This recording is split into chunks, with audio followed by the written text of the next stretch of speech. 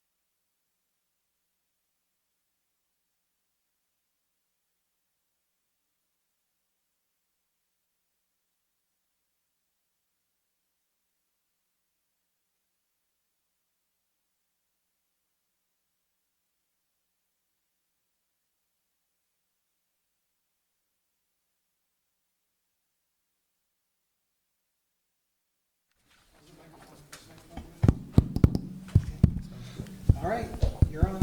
Okay, thank you. Welcome to the South Burlington Development Review Board for Tuesday, June 18th, 2019. First item on the agenda, directions on emergency evacuation procedures from the conference room.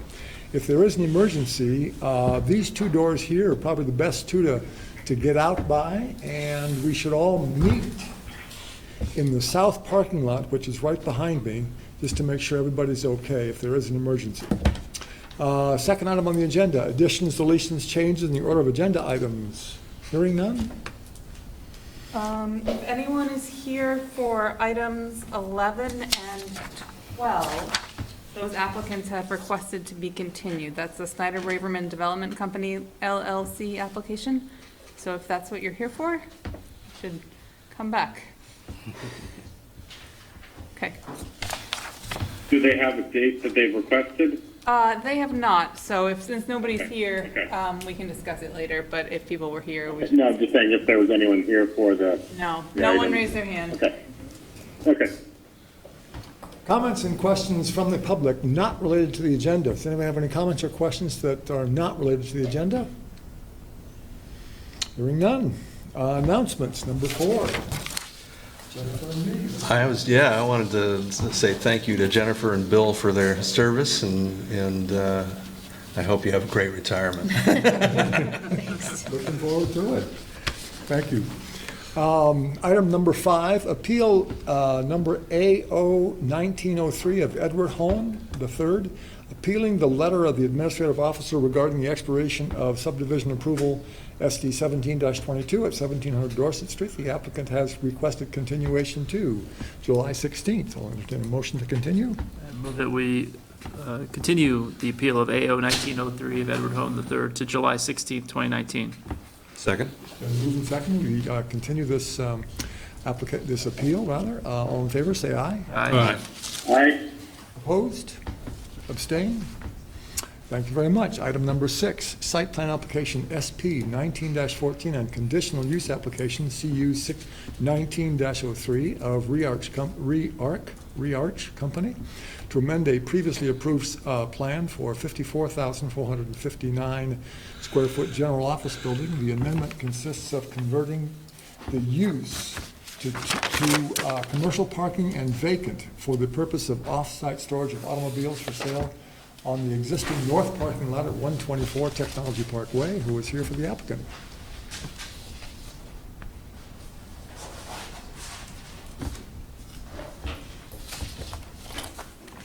Hello. Andrew Dotolo, Trudell Consulting Engineers. I am here on behalf of the applicant, which is Rearch Company, and the owner, which is 124 Technology Park. Raise your right hand, please. Do you promise to tell the truth, whole truth, and nothing but the truth under penalty of perjury? I do. Thank you very much. Please explain what's going on. All right, so this. Oh, conflicts of interest. I apologize. Conflicts of interest? Okay. All right, so this is a after-the-fact application, site plan and conditional use application for commercial parking at 124 Technology Parkway. It's Lot 1 in Technology Park, right along Kimball Avenue. They are proposing to use 100 spaces in the existing parking lot for commercial parking. It's parking of brand-new Subaru vehicles. At the same time, they're proposing to change the current use of the building to vacant while they have those parking spots in use, and then when they finally fill the building, they will apply for another change of use application to turn it back to office space. I'm sorry, Bill, I own directly across the street. I should recuse myself. Thank you. Okay. All right. Thanks, John Wilking recusing himself. Thank you. There's no proposed changes to the site, no proposed changes to buildings, landscaping, lighting, parking. They'll just be putting approximately 100 cars out there. The estimated trips are about 20 trips per week. They'll be moving potentially two cars in and out a day. And not during prime time, not during peak. No, yeah, no specific time other than sometime between 8:30 a.m. and 4:30 p.m. Monday through Friday. And that is below the trips that were approved for the office building. So you've seen the draft decision. I have. Okay, you have any questions, comments on that? I don't. I did want to just confirm that a zoning permit is necessary for this, since there's no proposed changes to the site. Nope, the zoning permit is always needed to enact a change to site plan. Okay. Perfect. Comments, questions from the board? Nope. Comments, questions from the public? Hearing none, entertain a motion to close. I move that we close site plan application SB 1914 and conditional use application CU 1903. Second? Been moved and seconded to close this application. All in favor, say aye. Aye. Aye. Opposed? Abstained? Thank you very much. Thank you, enjoy. Take care. Next item on the agenda, number 7, design review application, DR 1902 of After Midnight Corporation to amend a previously approved master signage permit, MSP. The amendment consists of allowing stainless steel as a lettering color and material at 150 Dorset Street. And I'll note that John Wilking rejoined the board. And I'll note that I'm going to recuse myself on this one, too. My former company is the manager of the mall, and my former company still pays me, so I have, Conflict of interest, very good. sorry, I will Okay. step away again. All right, thanks, John. Who is here for the applicant?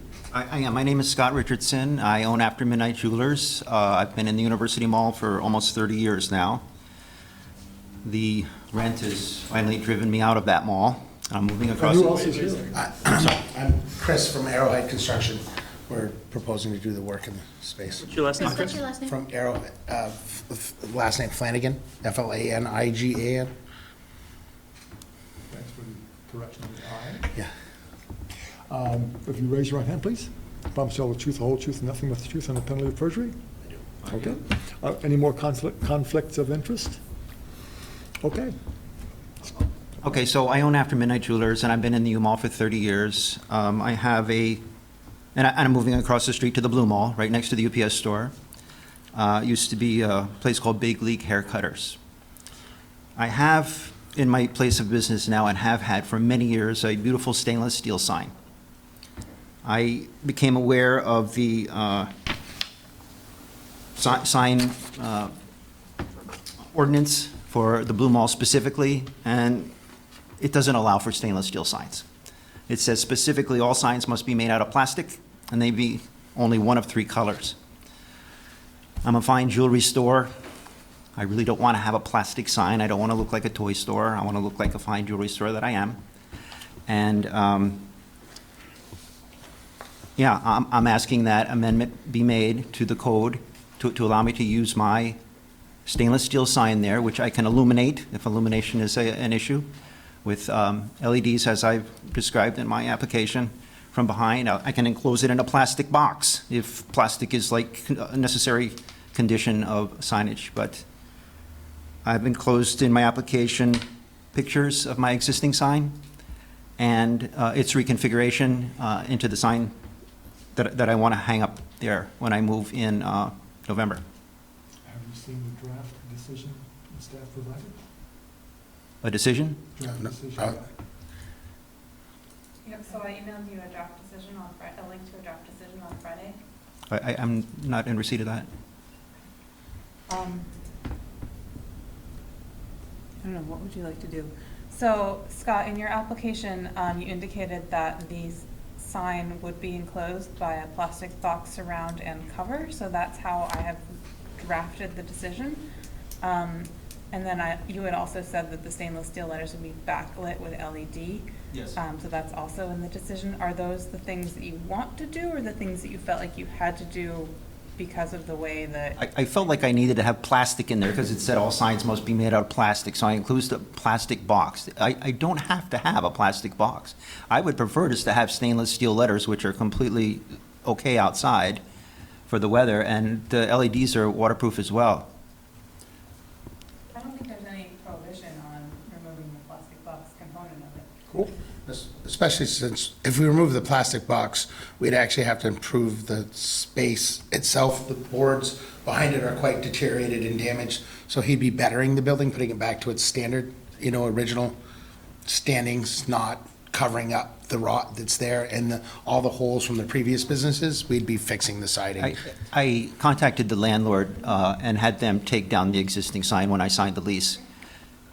And in that sign space, there were 49 holes Yeah. in the clapboards. So- And I asked them, could you please fix it? So they corked 49 holes for Yes. me and kind of painted with a different color blue over them. So if you can look at the that's what I'm working screen, with. Delilah has up the draft decision, and it says where she's highlighted, so proposed modifications are to allow a sign with stainless steel letters backlit with LED. I would just propose that we remove the part that says enclosed in a plastic Plastic surround, box. box surround and cover. It sounds like a good idea. Yeah, Yeah. yeah, especially, Can I ask a question Go though? ahead, Mark. In regards to, in lieu of doing the plastic box, which I agree, that doing just the stainless steel letters with the LED backlight would look nicer. But in terms of fixing the it's technically painted but looks stained at this point, blue clapboard, where would you sort of stop the restoration work to the area? Because, then you don't want it to look like there's, a box of corrected work, but how far out, is it the gable, so it would also include, repainting and correcting the work? The gable. Or pure, The gable end would be painted. the whole gable. The whole gable Okay. would have to be painted Okay. because you could never blend it.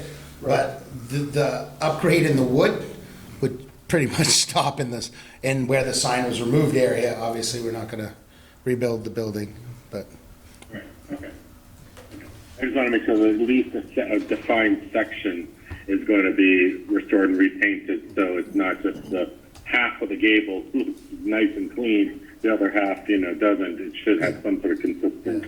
So Mark, are you suggesting that painting the gable business be added as a condition of approval?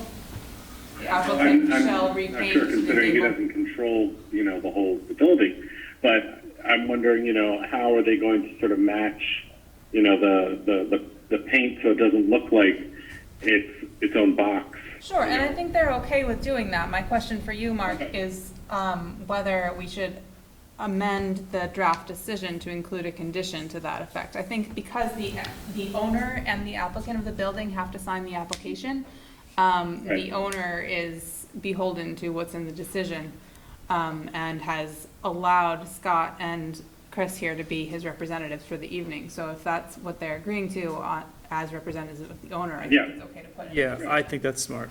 Okay. Yeah, okay.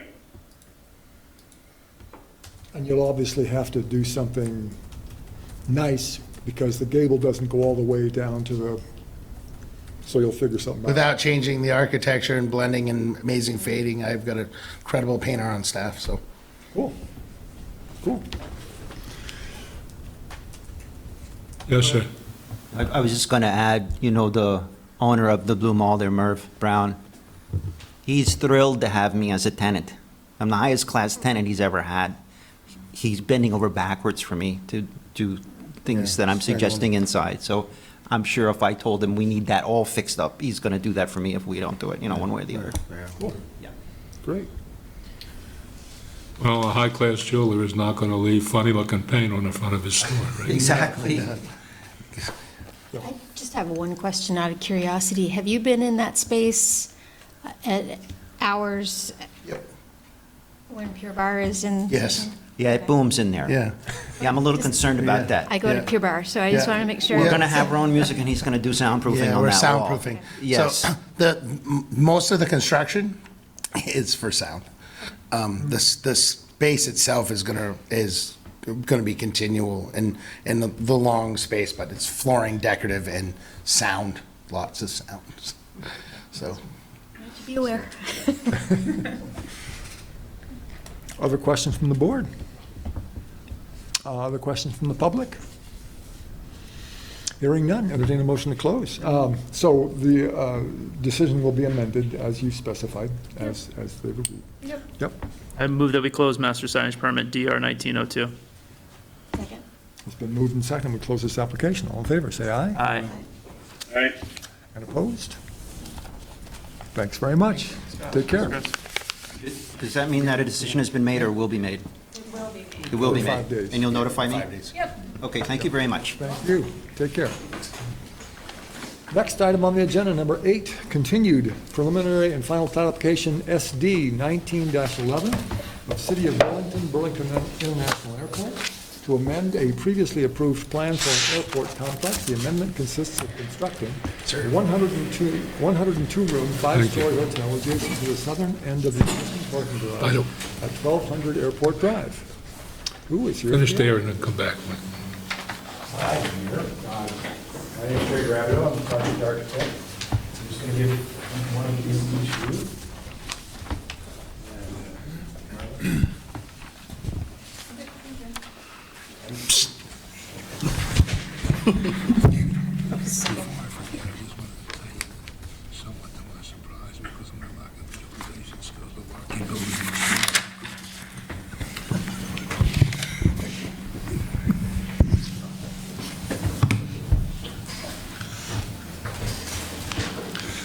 Sorry for that delay. Again, my name is Greg Rabideau from Rabideau Architects. Happily joined this evening by Chris Gendron from Stantec Engineering and Adam Ports from SC Group, our landscape architects.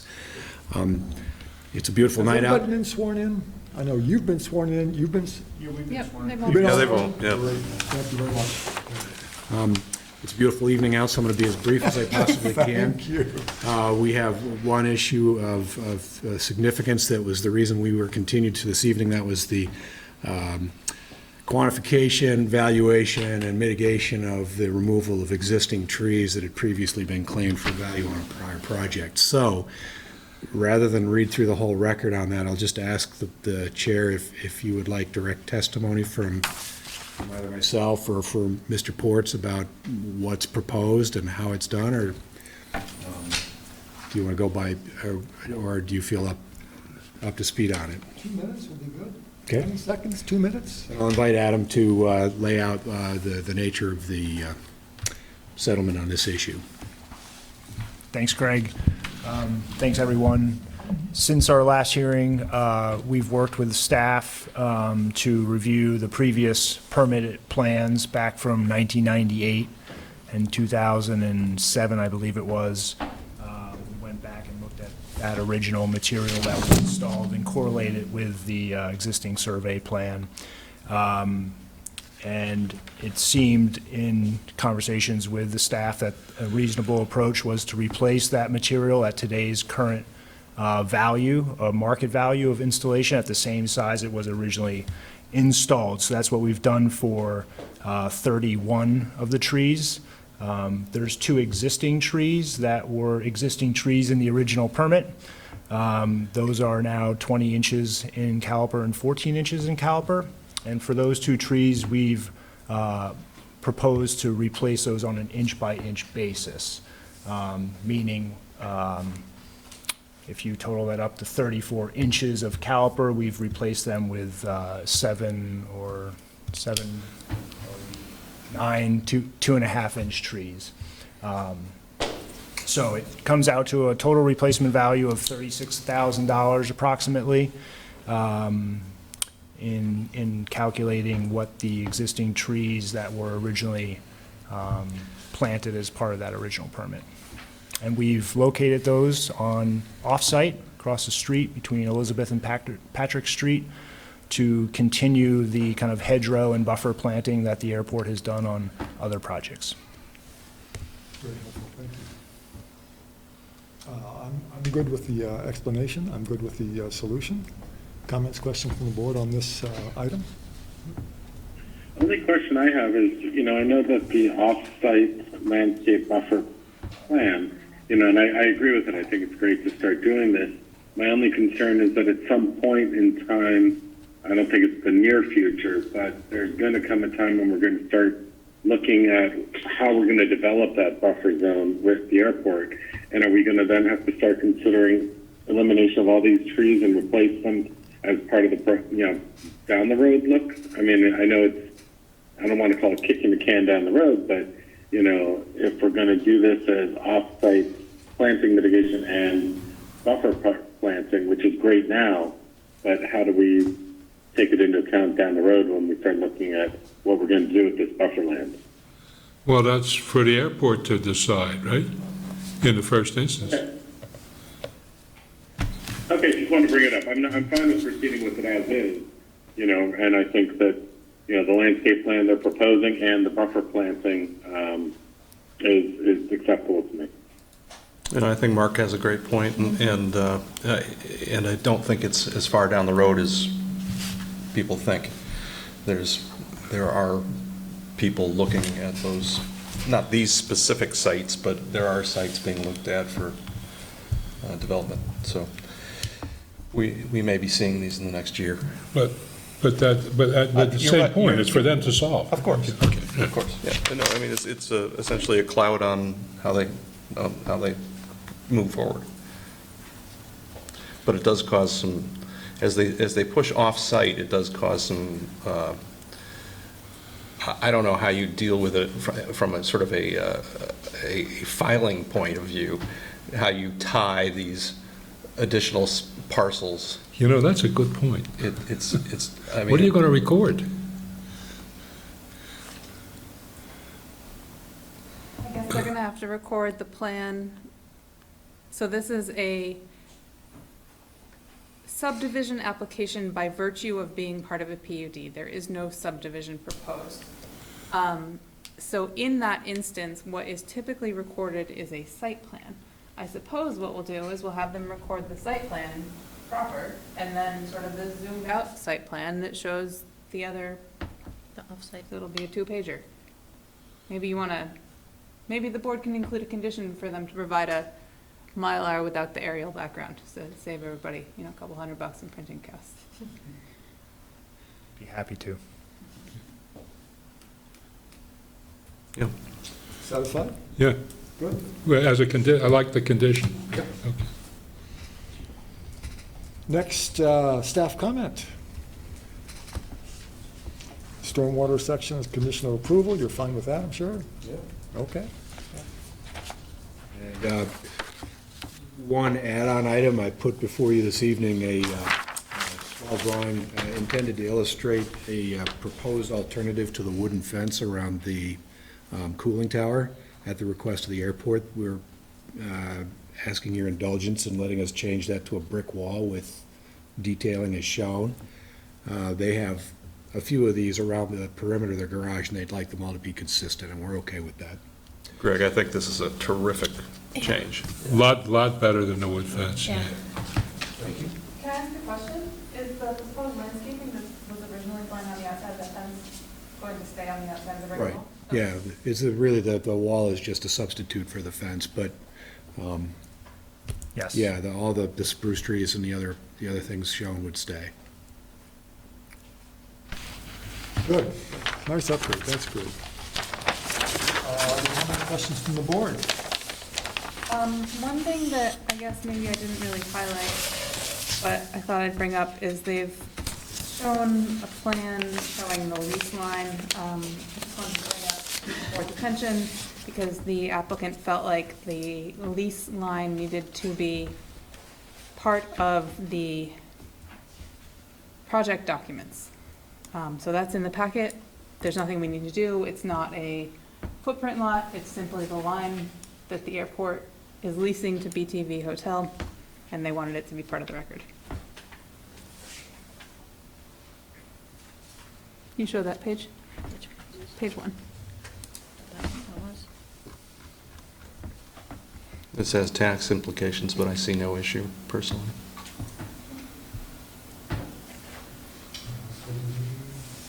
Brian, you okay with it? Makes sense to you? Good. Okay. Comments, questions from the public? Heard me before on this, I know it's a real challenge, but if they could find a spot for a couple of trees along the road, access road going in, instead of across the road, and if it's reasonable to do, then fine. If not, we've spoken to it as far as the NRC, that we just like to see it. We know that there's underground cables and all that, we appreciate that, but if they could just spot a couple in there, it would help. They'd break it up a little on the south side. There is some plantings there that they're saving and all that too, so it's not a huge issue, it's just a comment. Thank you. Other comments, questions from the public? Hearing none. Okay, motion to close. I move that we close SD 1911, 1200 Airport Drive Hotel. Second? It's been moved and seconded to close this application. All in favor, say aye. Aye. Aye. All right. Opposed? Thank you very much. Thank you very much. Thank you. Looking forward to seeing the build-out. Next item on the agenda, Guess we know how he's voting.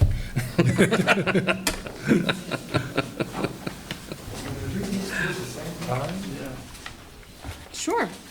That sounds fine. Great. Okay, we're going to consider two applications at the same time. It'll be continued final plat application SD 19-12 of SBRC Properties LLC to subdivide a 27.8 acre parcel into two lots of 6.2 acres and 21.2 acres at 284 Meadowland Drive. And item number 10, continued site plan application SP 19-07 of SBRC Properties to construct a 25,560 square foot, 31-foot high warehouse building, paved parking area, and associated site improvements on a proposed 6.2 lot at 284 Meadowland Drive. Who is here for the applicant?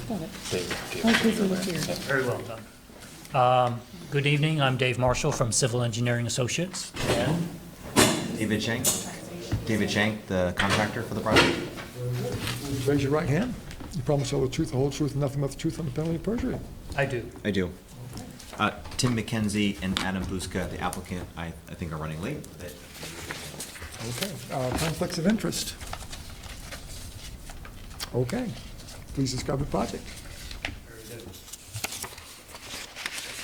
And of course, you've seen the staff comments as well. We have, thank you. We appear back before you. This application is located at the Meadowland Business Park, and it's on what we call Lot 1. What's depicted on the screen represents a large portion of Lot 1, a lot of open space, undeveloped at this point in time.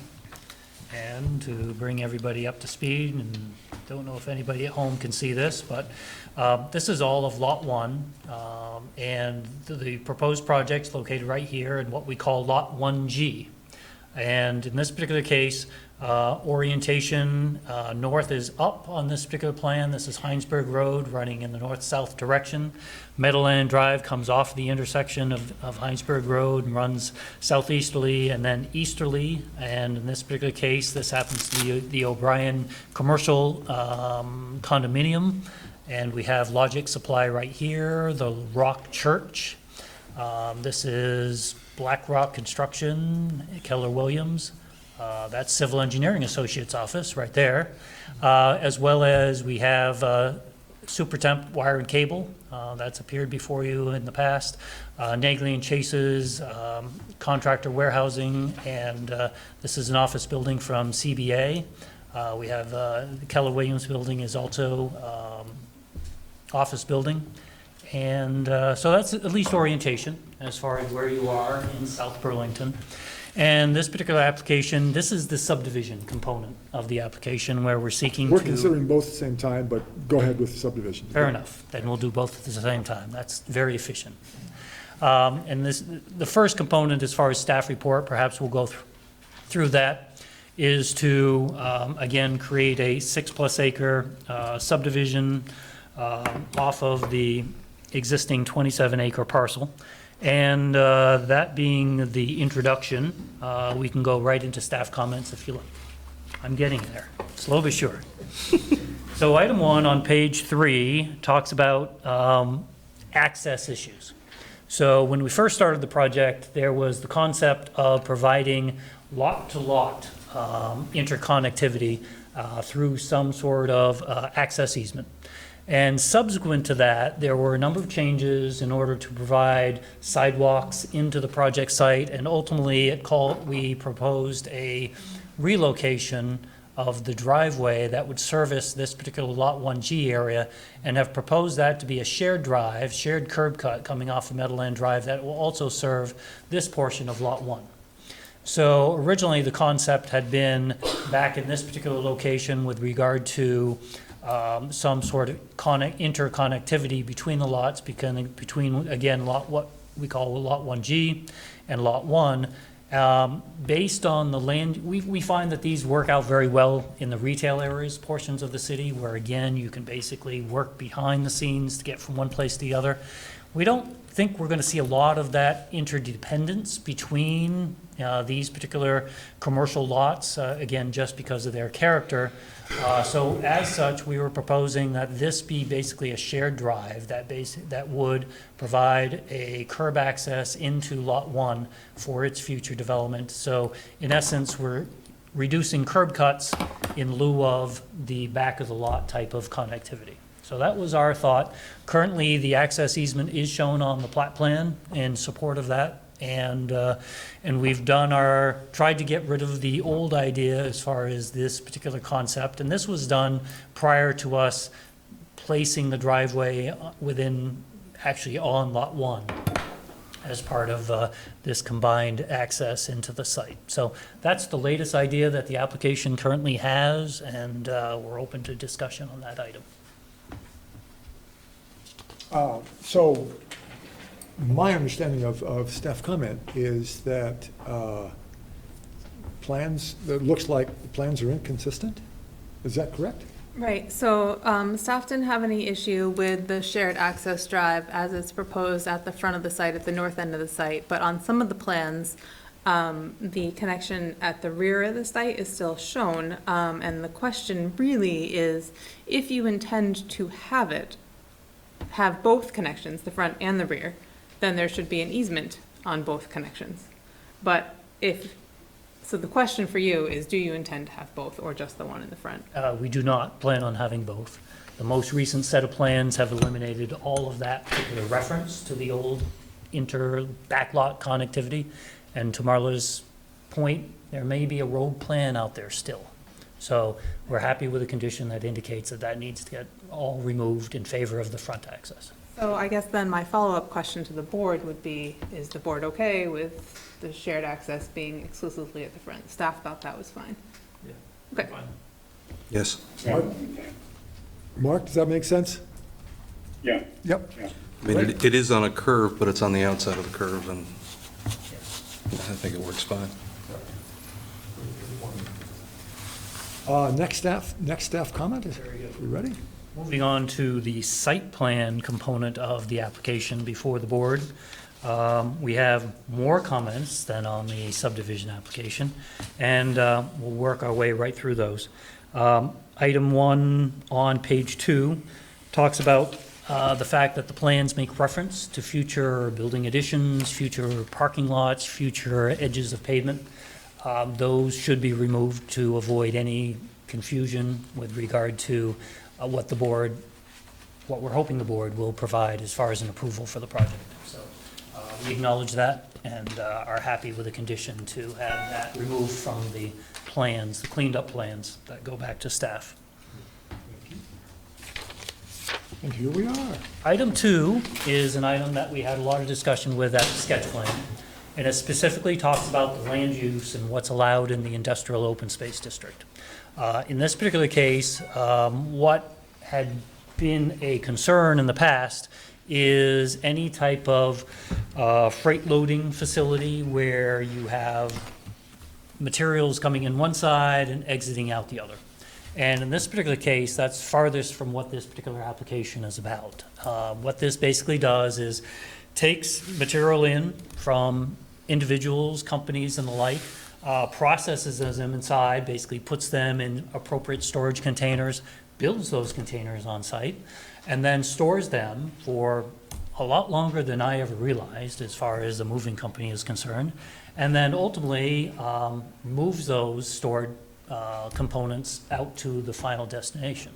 So unlike, there was a graphic that we had provided last time that basically showed this particular loading, unloading freight terminal where you had loading docks on one side of the building, loading docks on the opposite side, and materials literally removed from one truck to another. That's not what this particular application is. We have 2 loading docks for this particular processing, and as such, felt that it was, we were very comfortable with the fact that we were not considered to be a freight processing facility, and as such, felt that we were eligible for this particular use within the industrial open space district. I recall that, and I agree entirely. Anybody else comments? I agree as well. I agree as well. Yeah, I agree.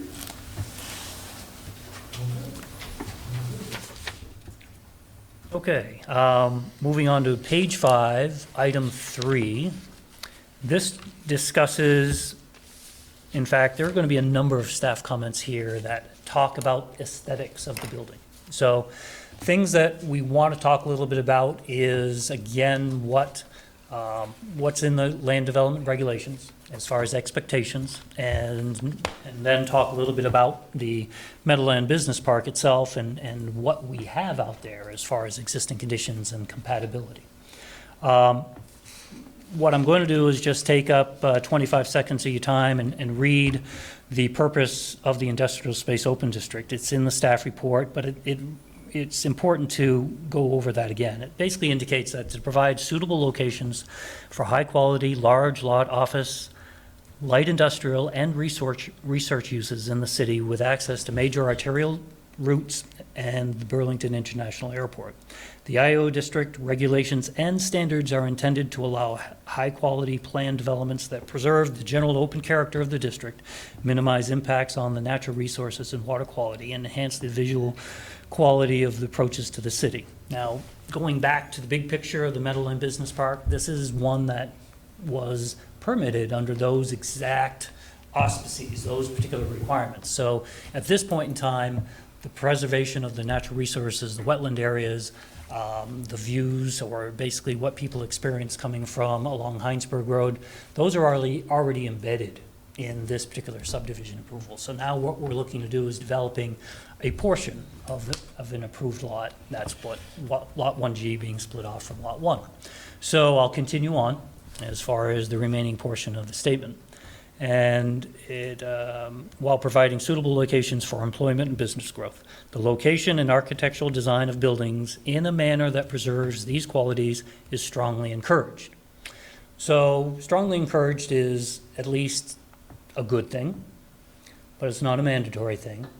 So the question is for the board whether you want to talk about the building and what it looks like, and then if we do, then we'll introduce some photos that were taken this afternoon of the industrial park as far as what the character of the existing buildings are. So we're here to follow the lead of the chair and the board as far as how you'd like to handle this particular item.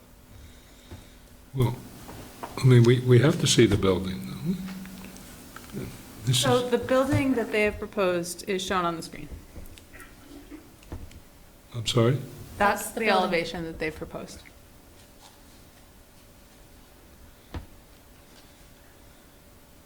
Does the rest of the park look like that? Some of the buildings do, yes. They're light industrial use, they're metal buildings, and designed to basically facilitate work inside, but minimalist on the outside. Minimalist is a kind term. I congratulate you on coming up with it. So, yeah, this is a big deal. So, yeah, let's look at photos of the other buildings. Fair enough. For the board, Marla, these photos were emailed to you after the meeting started, so just so the record can be complete, staff, it's in their email. Thank you. So what David has right there on the top one is a view in the easterly direction. It's very beautiful with the mountains in the background, but nonetheless, the tallest building on the middle left, that's Supertent Wire and Cable. This is one of the few applications that the board did review with regard to aesthetics because there was a 20-foot height variance request, not variance, waiver request, excuse me. And so out of all that, the request was to put in some windows on that upper level. And that was the extent of what I remember. It's perhaps selective memory, but nonetheless, that was our memory because it was very important for this particular industrial use to have that particular component. But at the same time, it did trigger the only opportunity for the board, or in our opinion, as far as the ability to review aesthetics. So that was what the board approved. And moving to the right, in the foreground is one Mark Baer is familiar with. Mark, I don't know if you can see that, but that's Mark designed that particular building. Currently, Homeland Security is occupying that structure. To the far left, There's a reason why they never discussed the aesthetics on it, because it was perfect. well taken. So on the left, far left is the Rock Church. That's basically a metal building with a peaked roof. Moving to the right of the Homeland Security building in the tan is the back portion of Nagley and Chase's contractor warehouse or contractor's yard. I'm sorry, that's the proper term. And then in the front of that, and the far right is the CBA building. And then below the CBA building is the first phase of Logic Supply, which was a very minimalist metal building. Very cool. Quality. Very cool. Very cool. Oh, yeah. It's a very cool building. I'm wondering if, I'm sorry, it's just so hard to see. I'm wondering if you could maybe come over here and give me a close-up and I think maybe. that's fair. I'm also putting it on the Google Street Views. Oh, excellent. Oh, you have it. All right. So that's Logic Supply. Can we get that panoramic view? Can we match the views? or- That's also Logic Supply Phase 1. Yes, that's correct. So if Dave sent me this by email, oh, here's an email. Maybe I can put it in the folder for you, Delilah. Okay. I'm just gonna plop these. Dave, can you, in the meantime, just bring that over to Frank, that image? Is this the whole park? That is part of the park. On the backside is the O'Brien condominium, that commercial condominium that we mentioned. And, When you say the back, you mean the backside of If he this flips board? this over, you'll see. yeah, I'm sorry. So that's the neighbor. This would be, this photo was taken That's the from the building that's proposed. directly next to this site, correct? This is a metal Hold on. You wrinkled. think that's cool? Do I think that's cool? No, I That's what don't know. exists. That's That's what this exists. is O'Brien's condo project. Oh, geez, But at least it's got something. not much.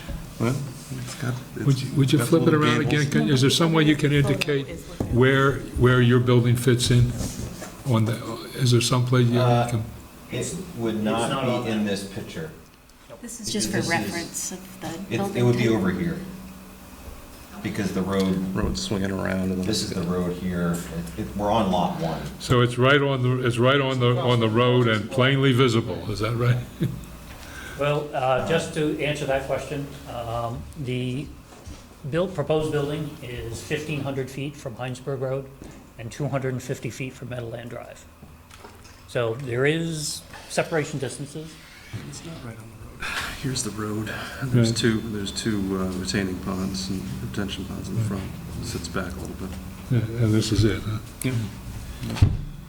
What are you gonna have around, do we have some kind of landscaping plan, or is it gonna be? That's swings. That's lighting. It shows some of the landscaping. There's not a lot there.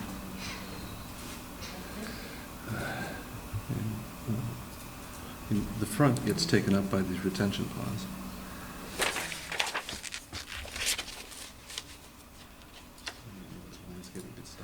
Let me ask a slightly off-the-wall question. Marla, do all the other owners of these buildings in this park get notice of this hearing? Do they know about this plan?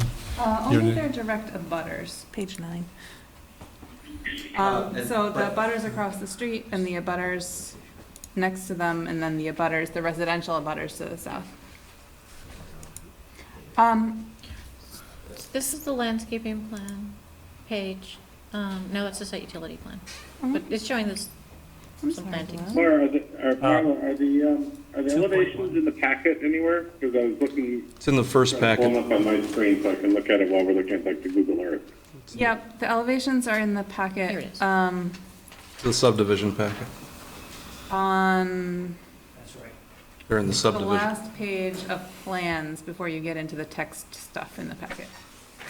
To Frank's question about neighbors being abutted, Marla is correct, only abutters get notified. We did, however, reach out to O'Brien, and Tim McKenzie did talk to Logic Supply during the design phase of this project. And those are abutters.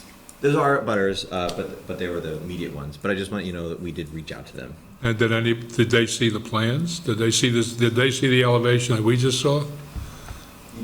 I don't know specifically, but we definitely shared the project with them. And I don't know if the elevations were shared, but we definitely shared like sheets that you see right there. Well, I see Tim right behind you. Logic Supply had no issues with the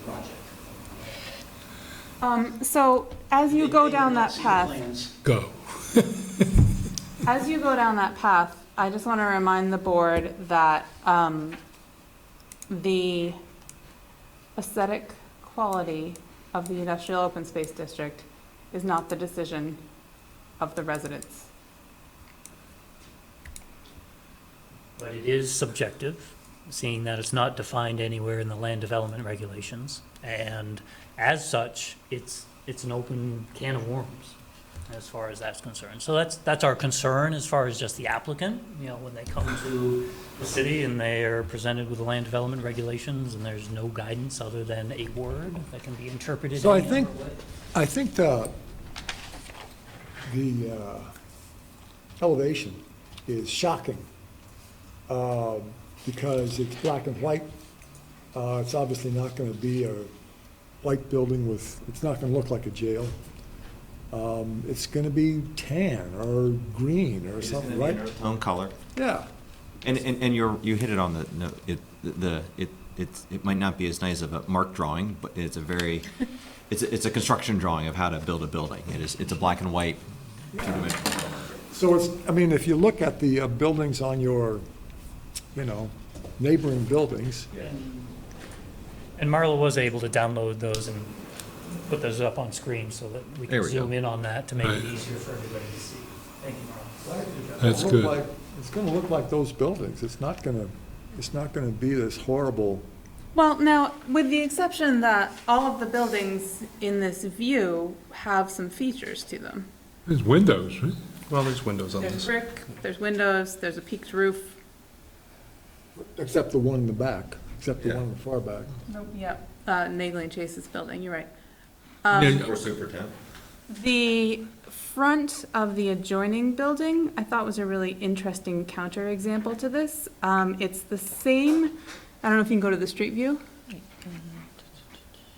It's the same construction as far as I know. I'm not a contractor. It is. So pretty much all these buildings are either pre-engineered or structural steel with insulated metal this panels. guy. Yeah. So if you get to the front of that one, I thought, I'm not saying this is what needs to be done. I'm just pointing this out as it's the same construction and they use two colors. And is that or is that not? Is that the Secure Sheds building? A little more interesting, Yeah, secure sheds in there and definitely. Gregory Cremation Services, yeah, there's Commando. Commando, yeah. So that's not too dissimilar in shape as our proposed building, Right. and it's also a lot closer to the street. Has a few more trees, it has two colors. I mean, I don't think staff is implying that we're looking for a brick building that looks like it belongs on UVM's campus. Right.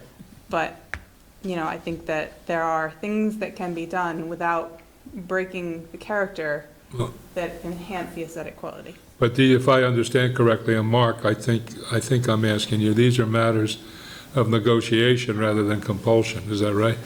To put it bluntly?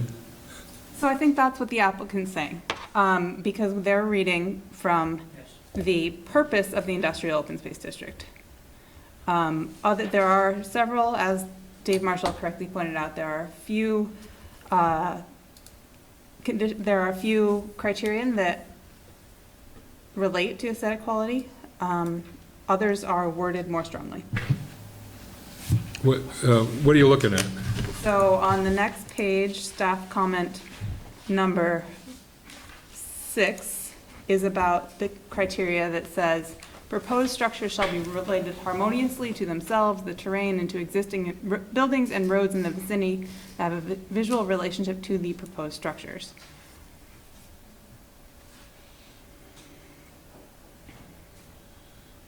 So that's kind of a subjective call, whether they're harmonious with the other buildings. Are you guys willing to, without having any specific suggestion for you, which I leave to design people, are you guys willing to spruce it up a little bit? Or do you want to just do your metal building, and that's it. I don't know what this means. Well, it means no, we're not willing to spruce it up a little bit. So I'm going to just jump in. So what Marla has presented here is the fact that the mass has been broken up, you know, simply just by color. That's an idea.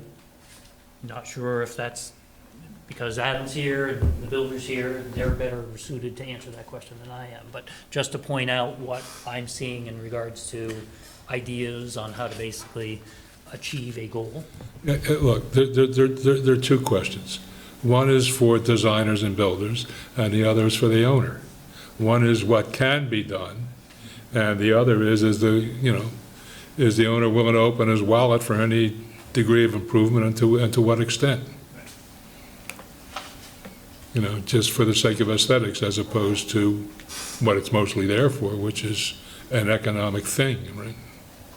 So this, I spent 8 years working right next to where you are down on Plymouth Avenue, and 92 to 2000. And the building we were in was an old stable from 1910. And the building that you guys were in was, appropriately right next to the railroad tracks, right? Squirrel jumps into the transformer and, we ain't got electricity for a while, So, I've been in that building, I just wouldn't build it now, right?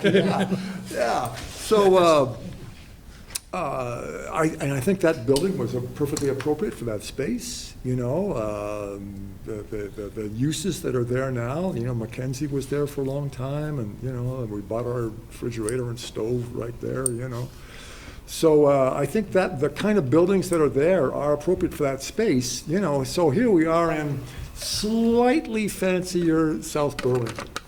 And so I think that what you're hearing is that we're going to want, I think the board's going to want, and it's negotiation, there's no question. If you pushed us on this, we'd have to say, gray rusting metal, it's going to be fine, because. Maybe. Well, yeah. I don't know that that's consistent with the standards. So that, I don't know. I disagree on that. I disagree with you, Bill, but anyway, go ahead. Well, so what I'm saying is that it's really an individual aesthetic. I mean, we may all agree on the aesthetics that we want, but pushed up against a wall in a courtroom, if these guys wanted to take it that far, I don't think we'd have that, it's strongly encouraged, don't have to do it. So I think what you're hearing is that we would like to get some kind of aesthetic improvement, some more plantings, some visual breakups of stuff, if you can do it cost effectively. This is a different environment than Flint Avenue. So I think that's all we're saying, is that we'd like to see some improvements. And even if it's also some improvements, just on the front of the building, if you look at the west elevation and you got the corner entrance into the office space and the one, man door, and then it's just, a solid wall. I think that, if we were to look at making it at least two-tone, you would break up the scale of that elevation. But because that's the elevation that the parking is on, so you're parking right up against the side of the building, and I think the other side elevation, east elevation, at least looks like it has a canopy cover, at least has something that breaks it up. The front, it would be nice, and again, I know we can't dictate and we recognize the location it's in, but if you're trying to be kind of harmonious with the other buildings in the park, if possible, to get some windows into the mezzanine space on the second floor, just to break up that front elevation and possibly go to two-tone, and if possible, get it like a little canopy cover over the front entrance just to delineate it a little better. I think that if you're not talking about a huge amount of money, and I think it would greatly improving, this type of building. It's kind of I'm stretching the point, but I think it would bring a little scale to it. The vestibule is actually recessed into the building, so the red, the only color in that building is red that you see. That's that shaded red. That actually represents a masonry or brick material, and the main door, call it, actually, if you look at the floor plan, it actually goes in, so there's no need. We just did it that way, so there's no overhang needed. You are in the mezzanine's kind of over your head, if you can visualize that.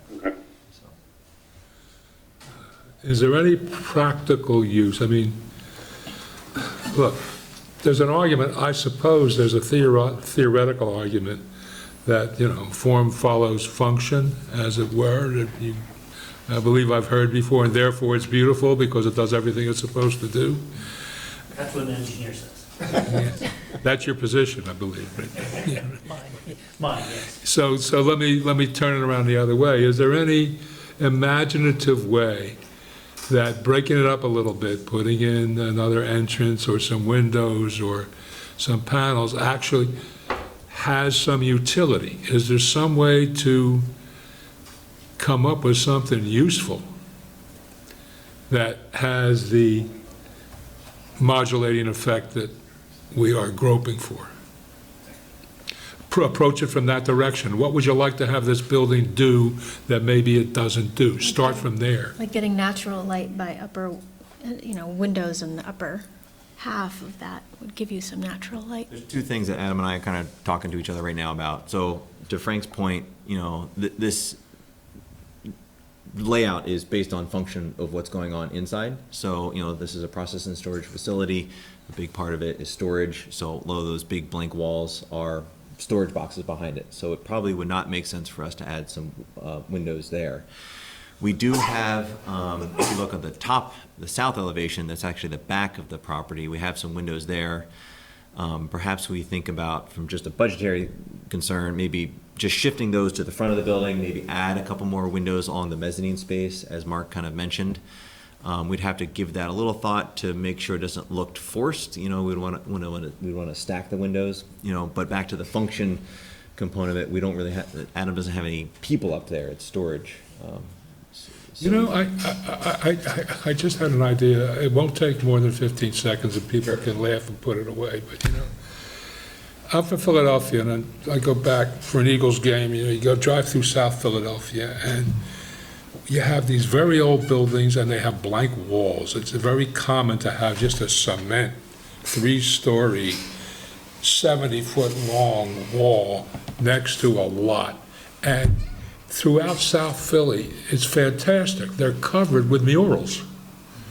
And the irony is, on the one hand, on one wall is Frank Rizzo, the greatest racist cop there ever was, and you go a block later and it's Chubby Checker, it's fantastic. But the point is that,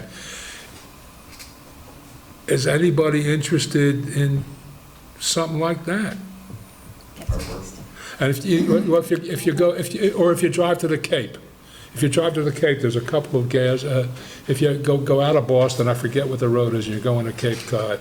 Alongside of the road, there are a couple big. The old Boston Gas. You know what I'm talking about? The Boston Gas thing.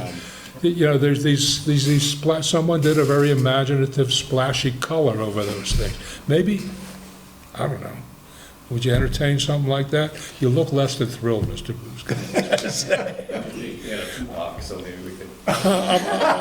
I'm appealing to your artistic sense. I think Dave and I were just chatting briefly. We have the two windows in the back of the building to allow in some natural light. Those could be moved to the front of the building. And I've forgotten what the landscape plan was, and I don't know if we have some green area in front of the building that we could maybe put some trees between. It looked like there were some trees there. We already have trees there. there. I can go back to that. Yeah, unfortunately, we're looking at a black and white rendering, and it's got the rendering shows these rib panels, which is not really the material that we're using either. They're going to be more of a flat surface.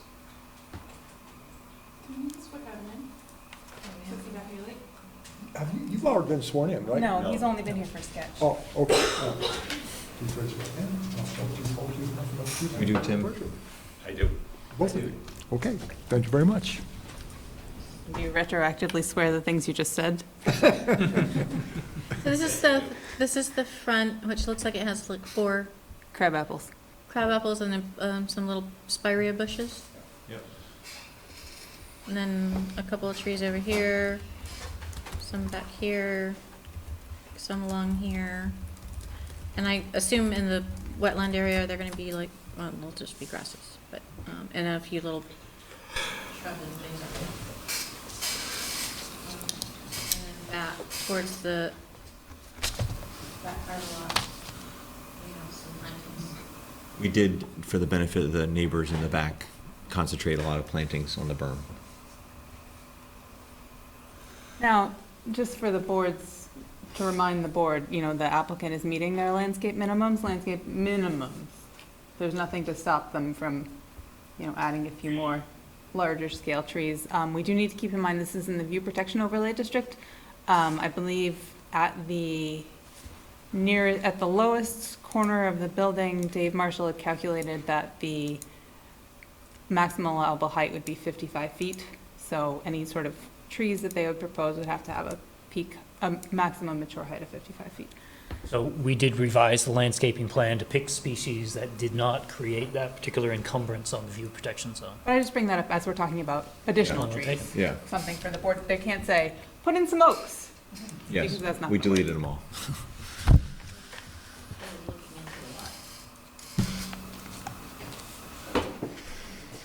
Yeah, I'm happy with the earth tone of the building, but I would encourage at least a modicum of creativity with possibly two-tone or something. We approved a building about 2 years ago that we required a stripe on.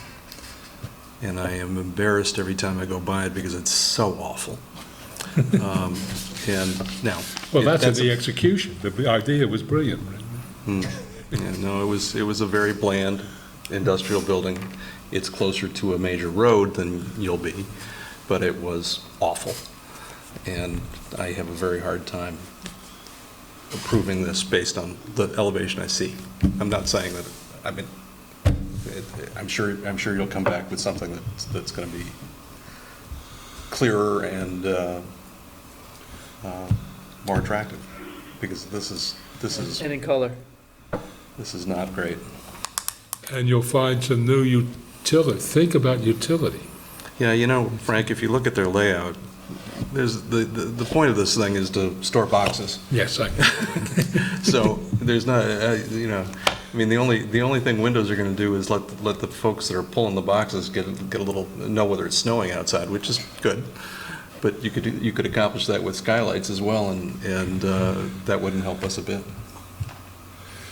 Would the board feel, if we were to come back with inducing two tones similar to, we'll call it the O'Brien building?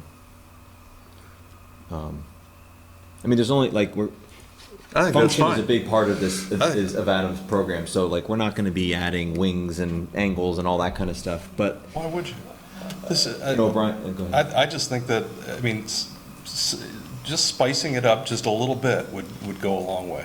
And what I'm not an architect, but like, I'm just thinking, like, you know, if we could define the office area separate from the warehouse space on the outside, you know, creating a band across the front, maybe it wraps around 20 feet, you know, and. I mean, honestly, Harbor Freight did a little something to create something like that, and it was, you know, it's a very plain building, but it has a little touch of something to make it clear where the entrance is, make it clear what its purpose is.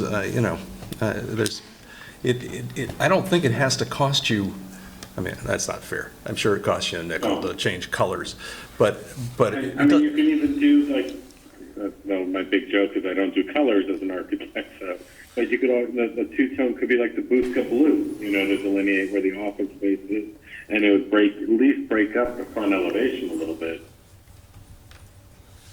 Think logo, right. Think Tupac, apparently. So I think we can respond to the board that we are open to inducing two tones, probably along the lines of delineating the office from the warehouse and just working with that concept.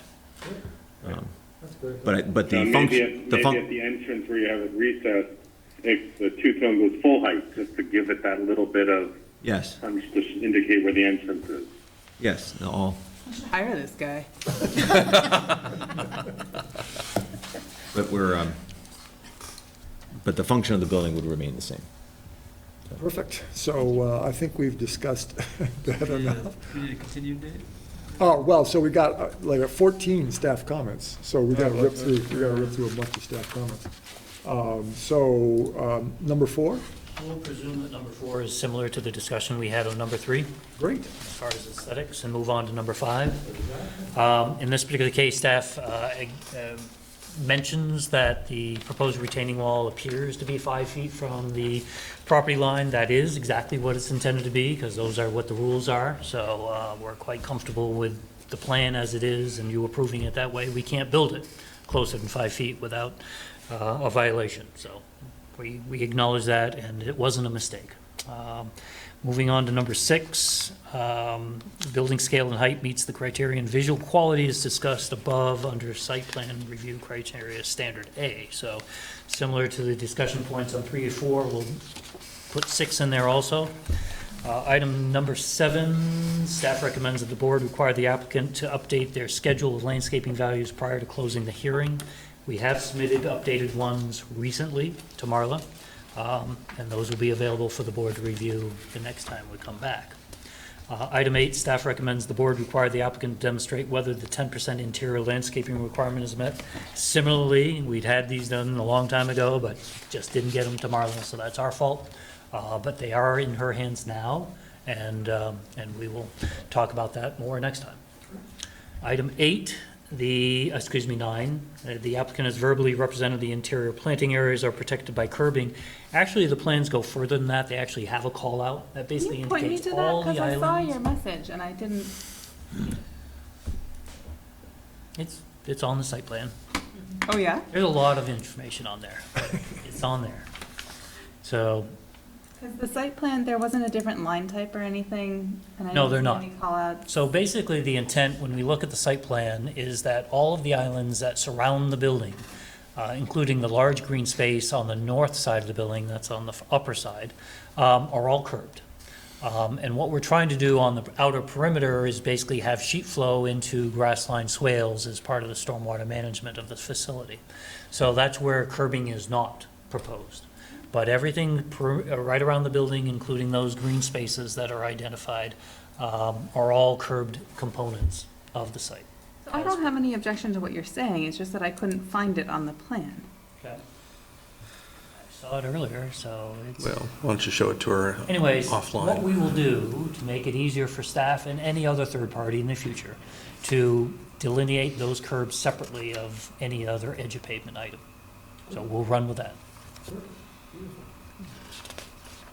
Item 10, the applicant is proposing to screen a large utility cabinet to the front of the site with 4 arborvitae. Staff considers the proposed tree locations will not provide screening from the street and recommends that the board require the applicant to fully screen the cabinet from the street. Actually, Delilah, if you can go to sheet 2.1, that does show that we did modify that particular area. So I will put a red dot on that area of interest. That's where the proposed transformer is.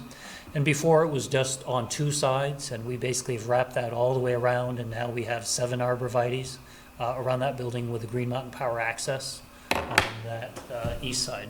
So we think we're getting closer on that one. How big are they to start? I don't know. If you scroll to the legend, I mean, arborvitae grow. Even if they're 3 feet, they'll be 5 feet next year. Right. All right, never mind. Don't waste time on that. Just, I mean, looking at this, to the tree, I mean, the screening is supposed to be from the street. Should those trees be rejiggered so that maybe there aren't 2 facing the south and there are 2 that face the east side? I feel like I'm taking Bill's point of, as you're driving into the site, what are you seeing? Well, the other interesting thing is that they're at the bottom of a little hillside, right? And so you're not gonna see much anyway. But from the other side. But this is the walking path, so this is the side that's So you're seeing it from the open, walking path. and the driving path. let's talk about who we're trying to protect as far as view sheds. Right now, as you head out in the northeasterly direction, there's new plantings along Meadowland Drive that again are intended to provide initial buffering screening as far as anybody coming around the corner. In this particular case, it's very common to basically have one particular side available to Green Mountain Power. They want access to the side where there's stable surface. So that's a very common entity in regards to this particular layout and what is being done on the remaining sides. What we don't have as far as any control on what this particular view shed is coming back in this particular direction, and that's why we've tried to basically screen those, these two sides as far as any views coming down Meadowland Drive, looking down the hill, and this is going to be slightly uphill of it to basically provide that particular level of screening. It's also 200 feet away from the road. So, I mean, I'll leave it at that. Yeah, I see that a lot. Even going down into my neighborhood, the big transformer boxes are open to the street, and there's screening behind them.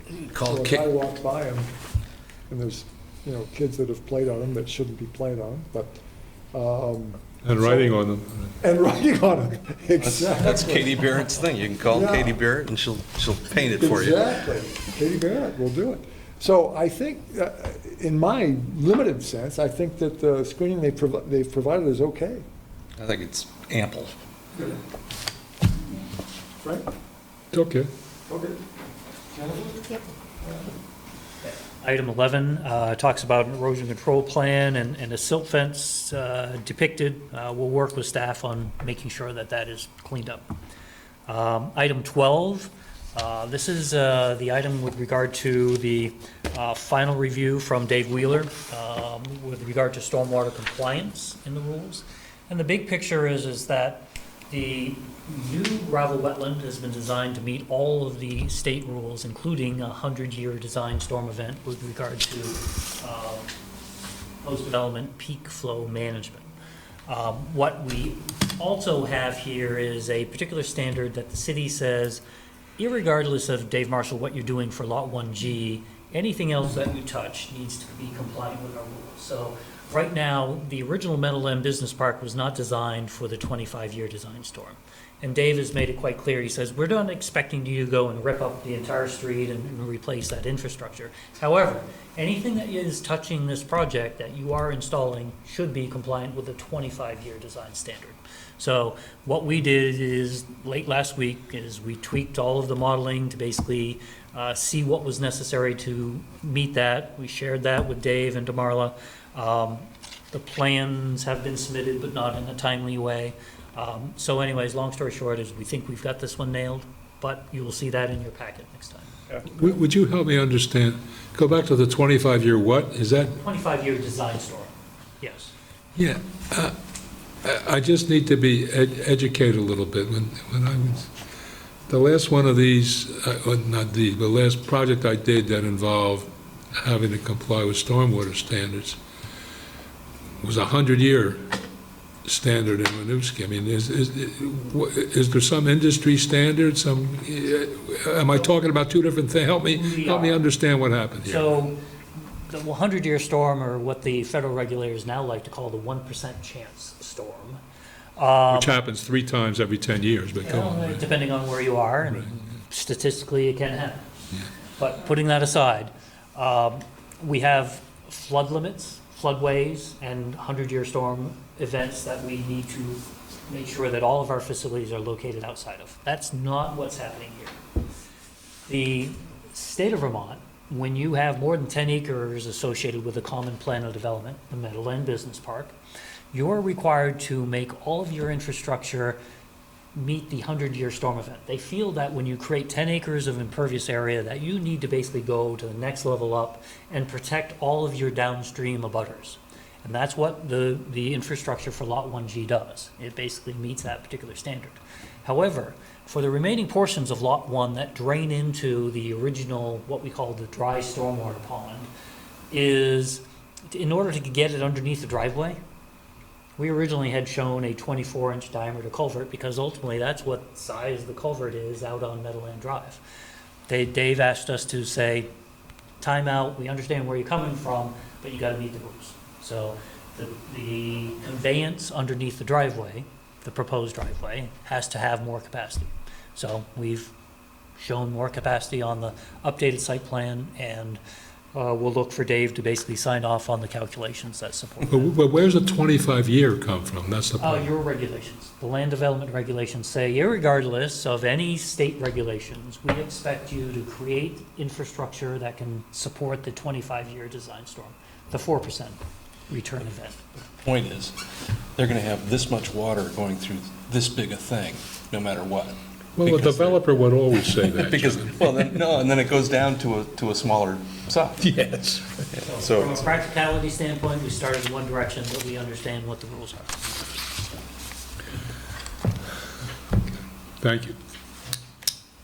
So that was item 12, item 13, the last one, not the last one.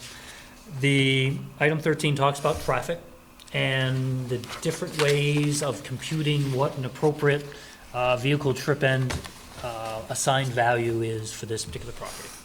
So there's a couple of different land uses that the traffic consultant has proposed or subsequently proposed after its traffic study. The traffic study starts with the current operations at Buska Movers.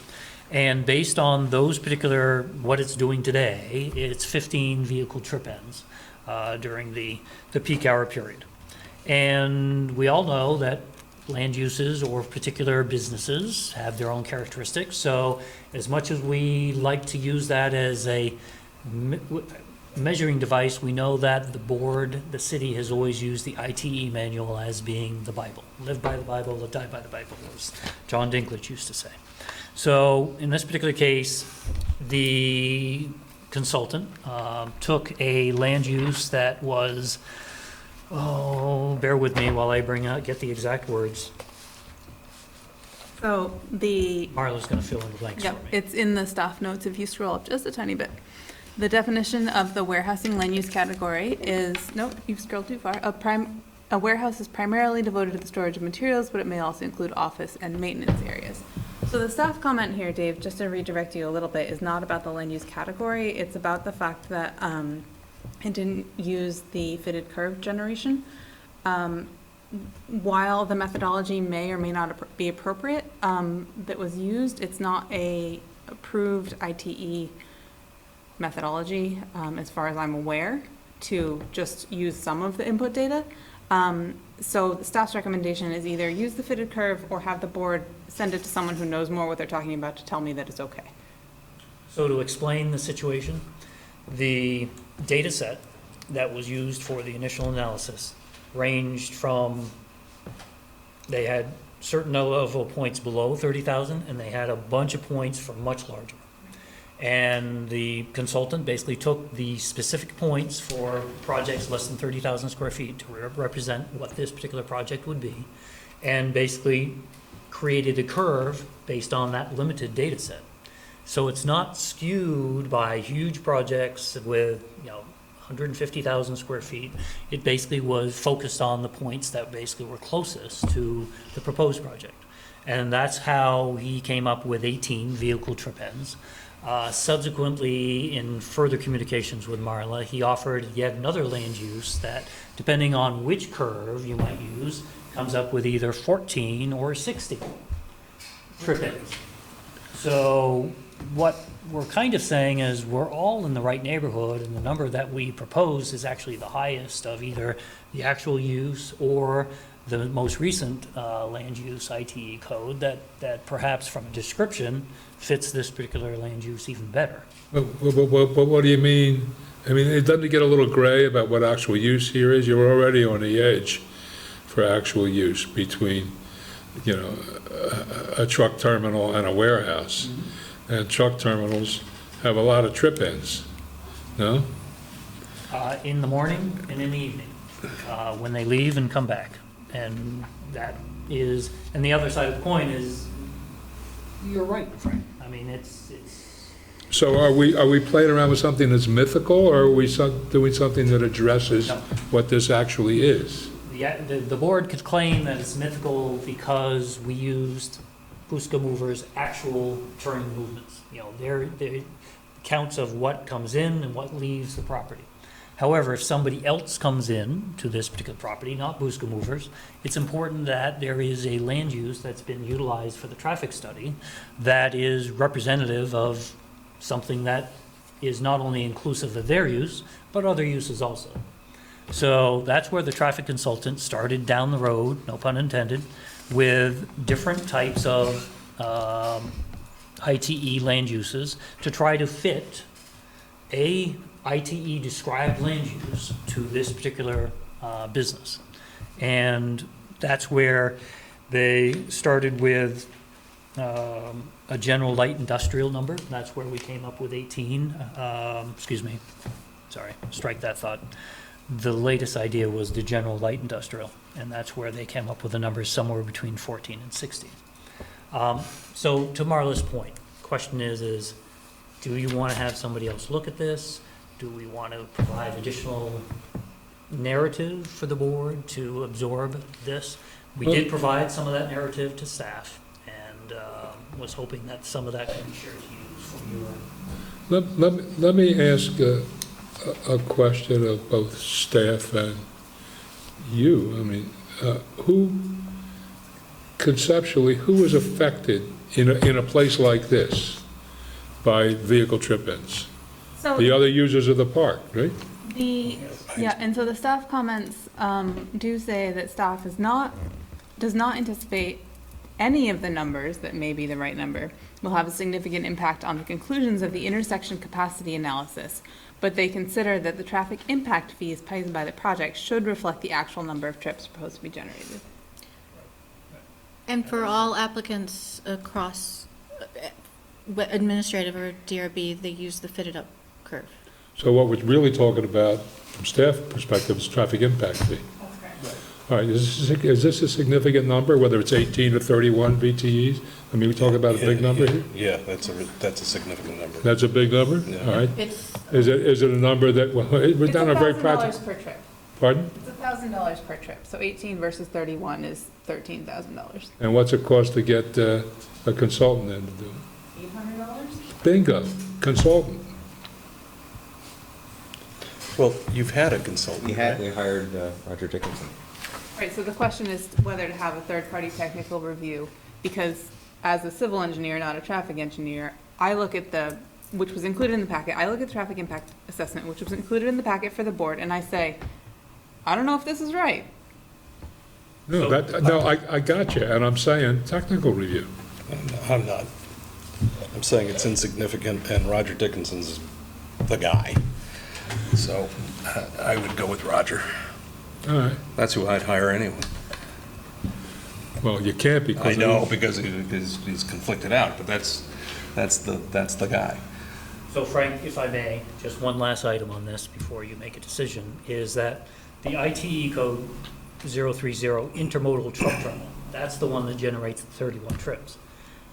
This is not an intermodal truck terminal. You know, the points that were taken were for large The 31 was facilities. from a warehouse for the fitted curve.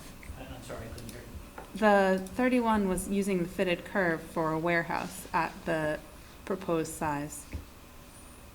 25,560.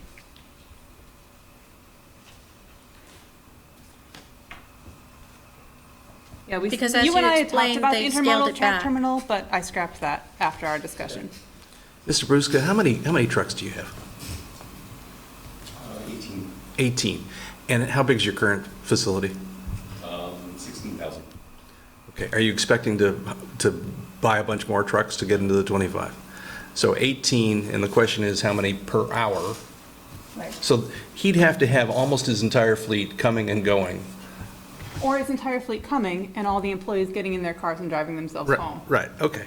But in an hour. During peak. During the peak. It has to be in the peak 2 hours. Right. Well, and. I mean, it's not 31. He's got 8, I guess it could be. You'd have to get every employee to come and go in the same period of time. Saying 2 hour period, 1 hour It period? is the peak. It's 4 to 6 p.m. Is it a peak hour within the 2-hour period? This is why I don't know, and I can't make these recommendations, because I'm not super good at traffic study stuff. Are you giving up Flint Avenue, you moving or adding? Giving up. So your trucks are gonna be there? It's up to you guys. I vote to move on. My only other comment would be that out of those 18 trucks, 8 of them are designated to long-distance moving. So they go for 3 weeks at a time, the 18-wheelers, and then they come back. Do you have a bunch of office employees or non-driver employees as well? 6 people work in the building. Half the employees ride the bus.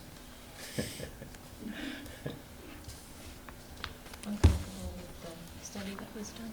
I am too. All right, we're talking $10,000. I don't really care that much. Can we agree on a number, though?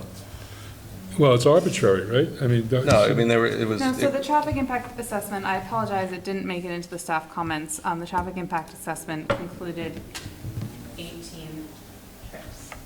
Which just came from Roger Dickinson, am I correct in saying that? And you would accept 18 trips? That's what we gave you, so. Can we accept 18 trips? Thank you. Mark, you okay with that? Yep. Great. Staff comment 14.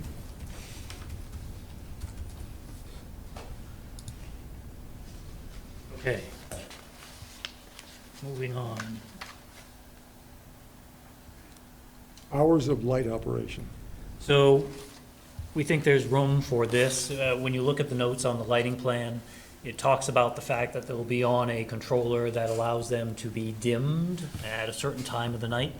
The plans currently say midnight, and we're willing to basically roll that back to an earlier period so that if there's any issues with the proximity of the proposed project to the residential neighborhood, that we can basically bring that into a more controllable time frame, perhaps 9 o'clock or 8 o'clock. Again, we're looking to basically try to make sure that from a security standpoint that it's a recognized location, but at the same time be cognizant of the location. So when you say it dims, I assume you'll have like a motion sensor or something that will bring the illumination back up? Lighting control panel, and which has an astronomical clock, so it actually knows when dawn and dusk is throughout the year. So you can program it, say, okay, come on half hour after. Yeah, but I'm talking about motion. If like you want illumination to go up. I do not believe, since we have this lighting control panel and the wording is such here, I'm speaking without knowing inherently the lighting plan, but what I'm reading here would tell me that it's forced to be on till midnight, 100%, and then dims down to 50% for security reasons. So motion. 50% is still adequate, so if you've got a camera and you've got this grainy, picture of a couple of people going in, is 50% still okay to identify? It's more than just seeing somebody on camera. It's also like if somebody needs to go out and do something for safety purposes. So the door lights are proposed to be on 100% dusk till dawn. All other lighting is 100% from dusk until midnight, and then reduces to 50% from midnight until dawn. Staff's question was, is midnight the right number? And we're willing to back that up. So, if it's yeah, we'll come back with a revised time, unless there's any specific. Or if you have guidance. We're not going to know until the neighbors start complaining. Well, I mean, midnight's pretty late. Yeah, I mean, I know you got trucks coming in from long distances, but they can come in at 3 o'clock in the morning, right? Just for fun, I'm gonna look at the noise ordinance, and. The noise ordinance is 9 PM to 7 AM. Okay, and I was wondering if maybe that's a good starting point, if that's when we. Yeah, I was decide thinking people 9 have or to 10, quiet, 9 or then 10 maybe PM. that's when they have to be dark too, I don't know. So we'll change Just an idea. the lighting control to be 9 PM. Good. That makes great sense. Where's the closest residential? Just up the hill. Lila, can you bring that overall site plan up on the screen? That's interesting. Oh, Wow. I pulled out way far. We're on the globe now, sorry. So a 3 AM tractor trailer coming in is audible. Audible, yeah, but you're down in the gully, and the lights won't go up. And we actually deleted the pole lights on that side of the property. Yeah, go back one more sheet if you may. Oops. Looking for 2.0. That's so many sheets. Chuck's gonna have to back up when they come in. So the noise is the next comment. Yeah, we're getting there. You're almost there. Here's the site plan. Just to orient you in space here. Oh, this computer. Okay. It's not being. This is the site. The neighborhood's over here. If you can see.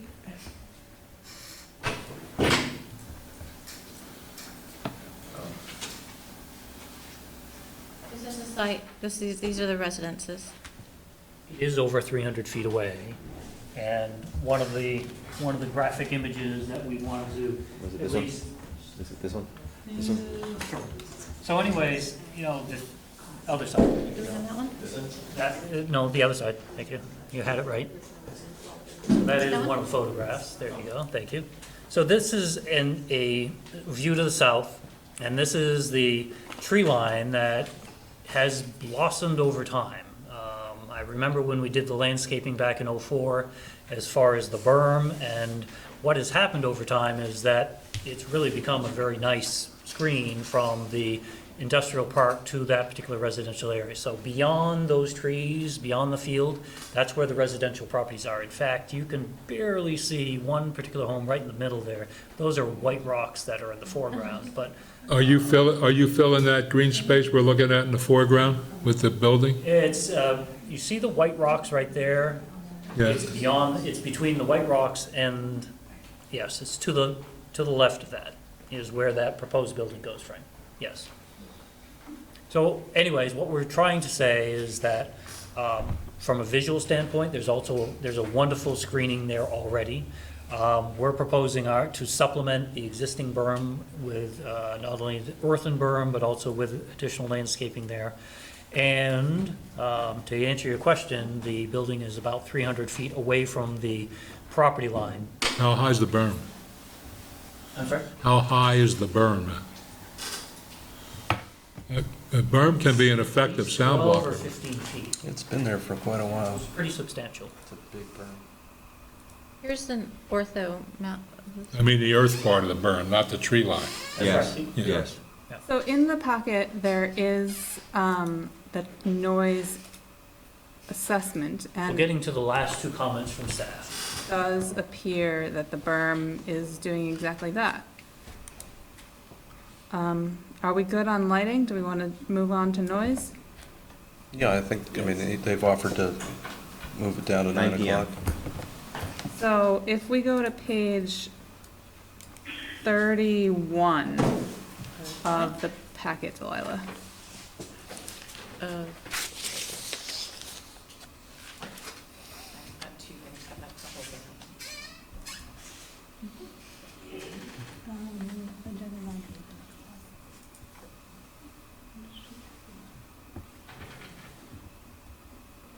So the staff comment, so Delilah doesn't have to flip back and forth.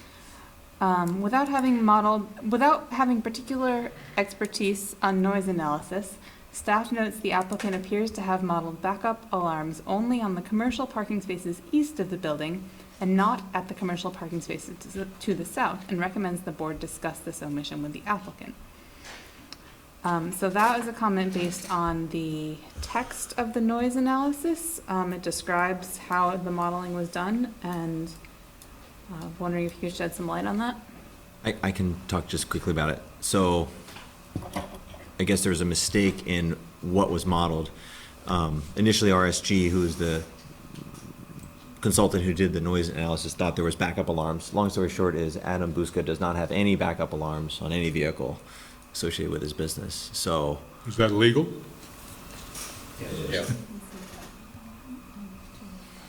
So it's a It's a non-issue. I'm answering, yeah, it's kind of a, I'm just. There are no backup alarms. So There are no backup alarms. you're willing to accept a requirement that no backup alarms will be used? Yeah, our trucks don't have them, but if UPS comes and makes a delivery, they might have one. Would UPS be making a delivery between 9 PM and 7 AM? Operation shuts down at 5 o'clock, so. So that's not anybody an coming issue. in is just coming in from a long distance trip and they wouldn't have the alarms. So if we said no backup alarms after, between Yeah, I would be totally. 8 PM and 7 AM,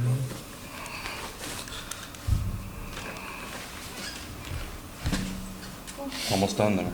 We're almost there. I'm tired, I've been up since 4:30, I think. And then the next staff comment, the final Old staff man's comment a was bitch. also related to noise. If you can go back to page 31, so you can see the requirement is that the noise level be below 45 decibels at residential property boundaries and at below 60 decibels at commercial properties. The applicant is showing on this map, the orange line, you can see just below, if you scroll down a little bit, yeah, the 45 is the orange line, and the orange line does go over the residential property line, sort of there, yep. Can you zoom in on that a little bit for us? And one of the things I wanted to point out about this is that green blob there is the berm, and as Frank pointed out, it sure looks like that berm works. But then there is no berm, and the noise kind of jumps out. This is the 45 dBA contour.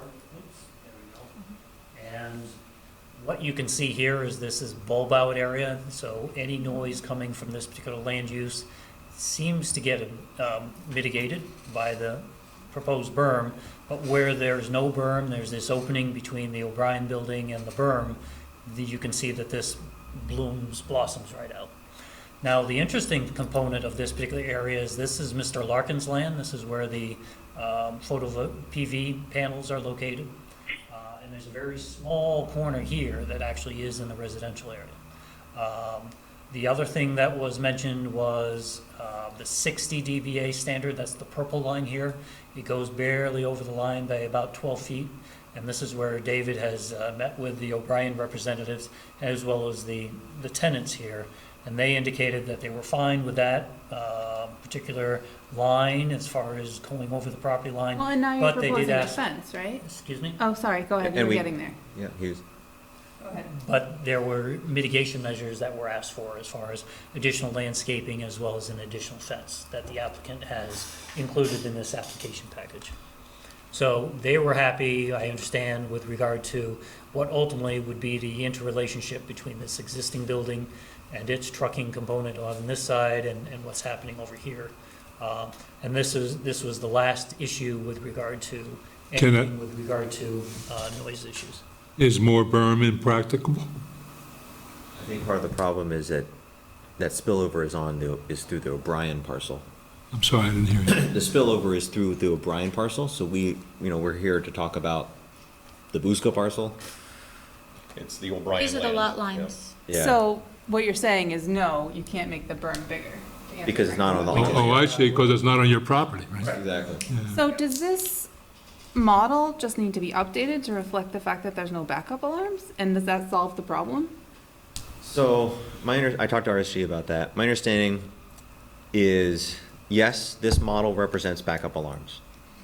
And as annoying and piercing as a backup alarm is, and I'll back up a little bit, this noise ordinance, and I can't remember exactly, it's a 4-hour average or something, is the what 1 hour average or something? I think so. Long story short is a backup alarm is only in existence for seconds. So even though we are deleting that highly annoying thing that you would not like, it actually doesn't really reduce the average dBA very much because it's only being induced for such a minor amount of time. So the good news is there is no backup alarm, and that's what people would hear. But yet, you're over the decibel limit. So what, Well, what about, looking at this, is there a fencing solution just in this small area or something? So, Well, whose property is that you're next to? O'Brien?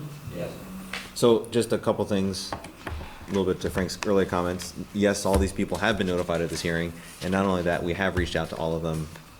Specifically, I know I shared it with Marla, communication specifically relating to the noise with O'Brien. So they were given the study, they've seen it, and it's, Marla can tell you that I pointed it right out blatantly. And Adam, I did O'Brien, and Adam did correspond with the residential people directly and shared the noise survey with them as well. So it only hits a couple of parcels, right? It hits the backyard of one parcel. One parcel. Is it the yard or wetland, or is it? I don't know. Della, if we can go back to that Yeah, I know. sheet 31, page 31. Yeah, I was gonna mention that nobody's here, but, no offense, guys. But, you know, if you could get whoever the one or two owners are in that back parcel to say they're happy, they're fine, is that okay from a? Well, the problem with getting a current, Yeah, is that there's gonna be a future. current owner to say, okay, you know, it could be your brother-in-law who's okay, and then the next guy is not okay. Yeah, good point. And this is permanent.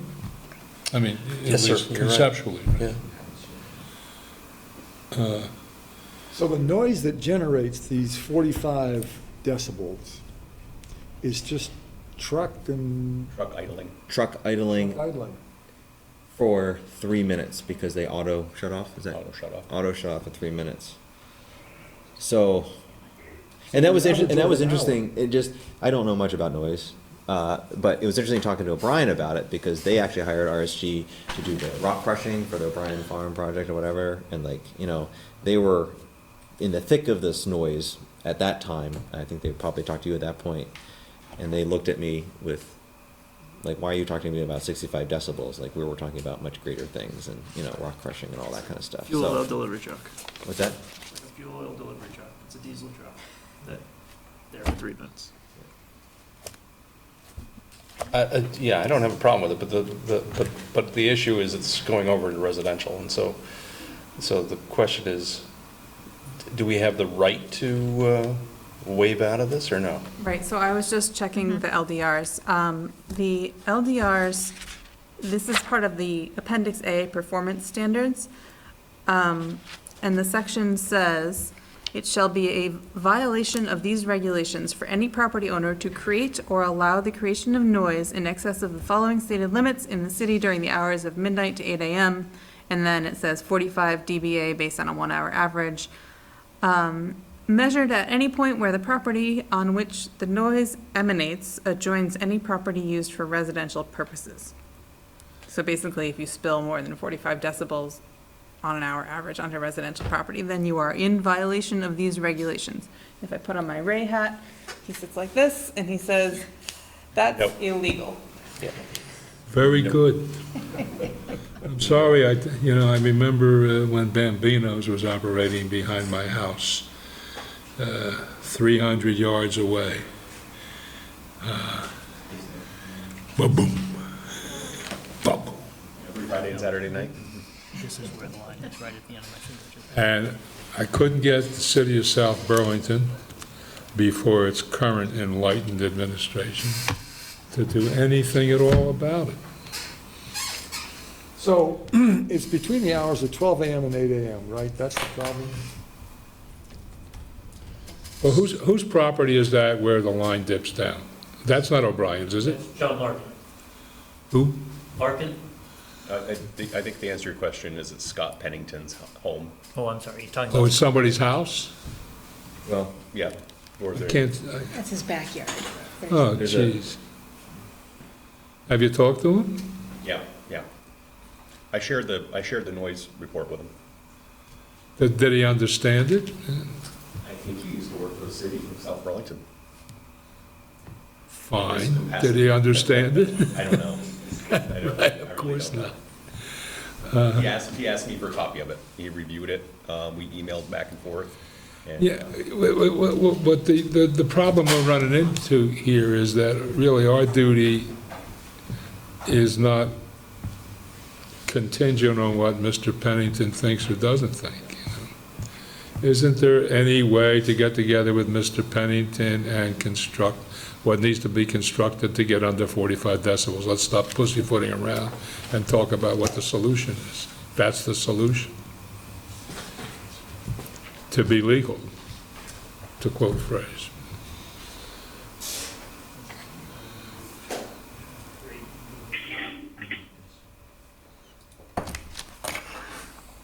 The 60. Let me ask you something. If during this is during, I forget the hours, 9 PM to, what was The it? noise ordinance Yeah. is 9 PM to 7 AM. 9 PM to 7 Oh, I thought it was AM. 12 to 8. Yeah. If you didn't allow your trucks during that period of time to do anything but just drive up the driveway and stop in front of the building, Did you just say 8 AM though? As it reads in here is if, If it's 7, then we're good. yeah, no, it's if it's spilling over Midnight and 8 AM. between midnight and 8 AM, then that's where it becomes an issue. Idle?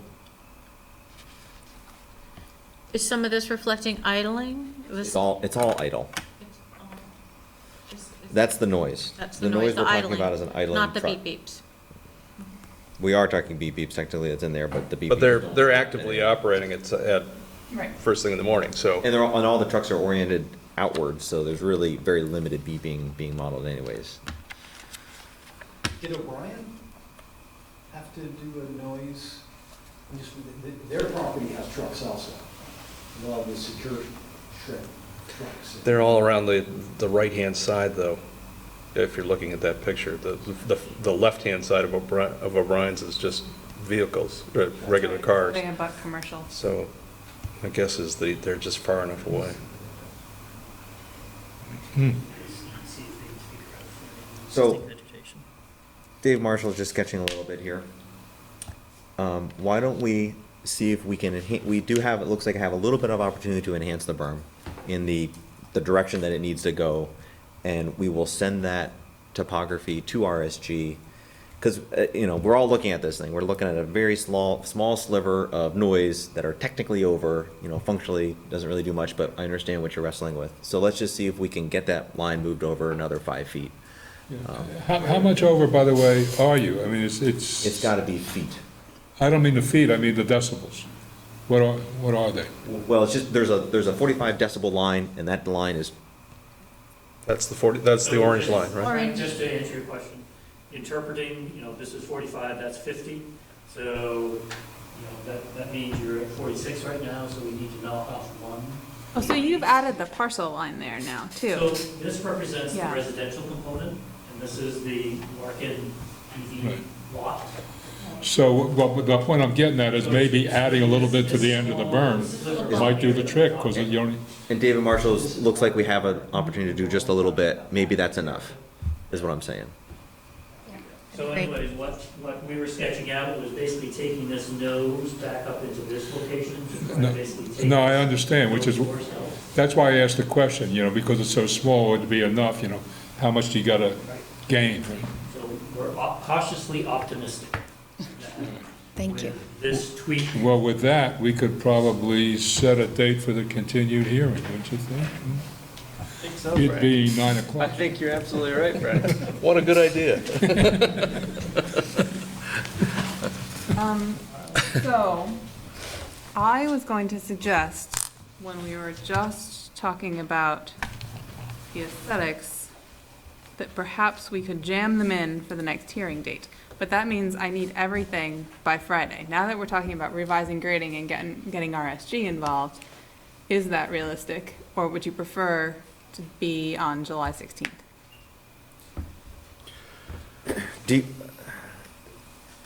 I can't speak for RSG. I'm the one who corresponds to RSG. Is that okay I don't know. If we push Dave Marshall to get everything to you, but maybe the RSG comes when I can get it? we have to set a date, Does that need to be part of the package, is what you're saying? Yeah, it needs to be part of the package, and, I hit the ground running. I need time to review it, so it needs to be the package, revised package needs to be to me by close of business Friday in order to be fully incorporated into the staff comments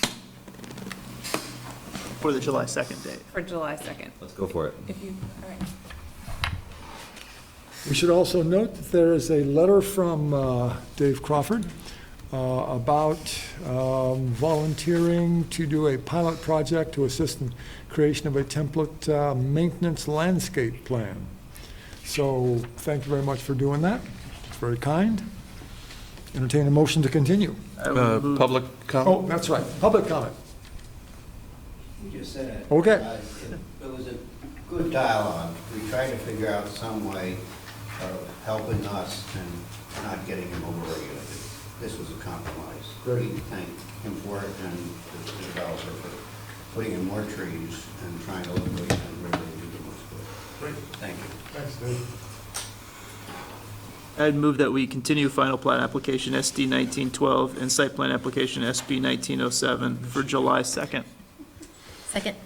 It's been moved and seconded, continue to July 2nd. All in favor, say aye. Aye. Aye. Aye. You opposed? Thank you very much. Thank you for your time. Thank you. Take care. Good to see you. All right, so. I have not received a requested continuation date for the next two items on the agenda. We have space on July 16th. The applicant did not provide a reason for their continuation, so it's difficult for me to guess whether that's going to work for them or not. Just a matter of note, the next date has,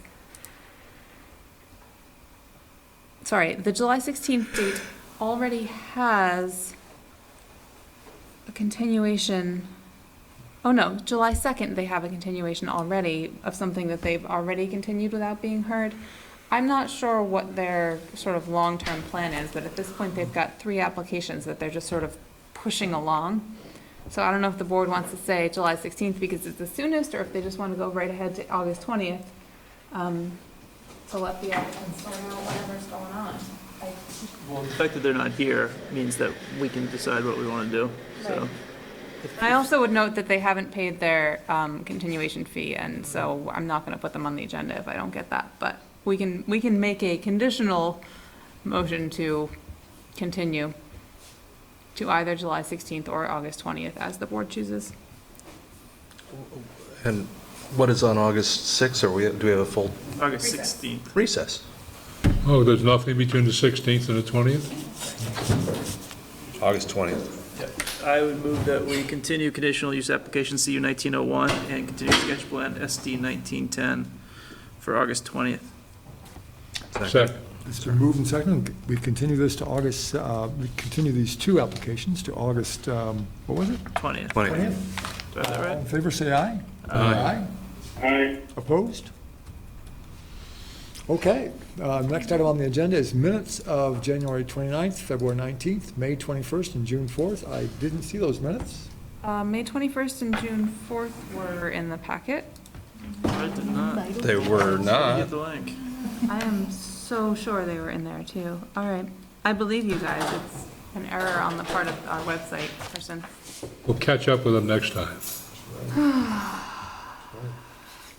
So moving on, 14, other business. Last words? It's been a hoot. Just like I said it would. How long has it been for you, It's been about 5 years, yeah. Jen? Yeah, 5, I think, 2 terms, but I think the first one was 2 years, this one was 3, I think. I don't know. Frank's been reappointed. I asked Kevin who the other appointees were, and he said he couldn't remember. So we will all find out when the city council minutes come out. Were you there, All right. John? No, I was watching Maybe Frank. the press could tell us? I watched Frank on YouTube, and he's excellent. Whoa! Very handsome man. Wonderful. Wonderful. Well, I'm not going to take that all that seriously, given the source. And that's it, 9:03, end of South Burlington Development Review Board. Thank you so much. Thank Good you, night. Bill. Thank you, Thank you, Bill. Jennifer. We have a couple of draft decisions. Oh,